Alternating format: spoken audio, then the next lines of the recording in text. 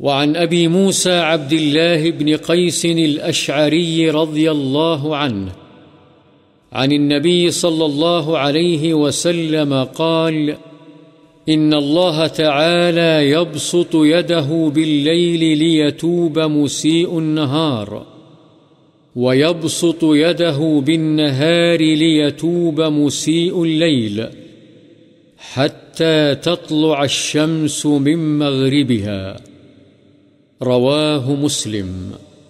حضرت ابو موسیٰ عبداللہ بن قیس اشعری رضی اللہ عنہ سے روایت ہے کہ نبی صلی اللہ علیہ وسلم نے فرمایا: اللہ تعالی رات کو اپنا ہاتھ پھیلاتا ہے تاکہ دن کو برائی کرنے والا رات کو توبہ کر لے، اور دن کو اپنا ہاتھ پھیلاتا ہے تاکہ رات کو گناہ کا ارتکاب کرنے والا دن کو توبہ کر لے۔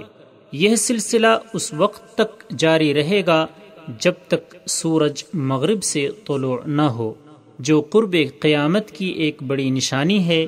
اس نشانی کے ظاہر ہونے کے بعد توبہ کا دروازہ بند ہو جائے گا۔ مسلم۔